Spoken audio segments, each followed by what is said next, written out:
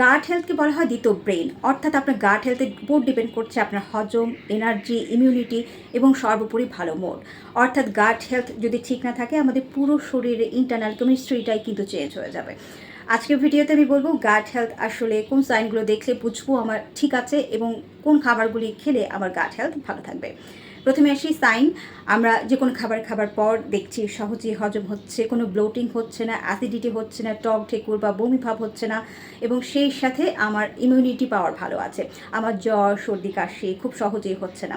এছাড়া আমার bowel movement যদি ভালো থাকে, অর্থাৎ আমার পি পটি ডেইলি একটা নির্দিষ্ট সময় হয়ে যাচ্ছে, আমি সতেজতা অনুভব করছি, এনার্জি পাচ্ছি কাজে, আমি অলসতা বা আমি অনেক সময় হয় যে দীর্ঘ সময় ঘুমানোর পরও ক্লান্তি বোধ দূর হচ্ছে না, এমন যদি না হয়ে থাকে তাহলে বুঝবো আমার গাট হেলথ ভালো আছে। আর একটা বিষয়, আমার স্কিন যদি খুব ফ্রেশ থাকে, কোনো একনি র্যাশ যদি না থাকে, কোনো দাগ যদি না থাকে, তাহলে বুঝবো আমার গাট মুভমেন্ট খুবই ভালো আছে। অনেক সময় দেখা যায় যে খুব সাময়িক সময়ের জন্য হচ্ছে, সেক্ষেত্রে আপনি চেষ্টা করবেন, আপনার ডায়েটারি হয়তো প্র্যাকটিসটা ঠিক নেই, সেক্ষেত্রে কোন খাবারগুলো আমার গাট হেলথ ভালো থাকবে। অবশ্যই কমপ্লেক্স কার্বোহাইড্রেটের পরিমাণ বাড়িয়ে দিতে হবে, প্রচুর পরিমাণে শাকসবজি ফলমূল খেতে হবে, ঘুমের খেয়াল করতে হবে, 7 থেকে 8 ঘন্টা যেন ঘুম হয়, স্ট্রেস রিলিফ করতে হবে এবং পর্যাপ্ত পানি পান করতে হবে।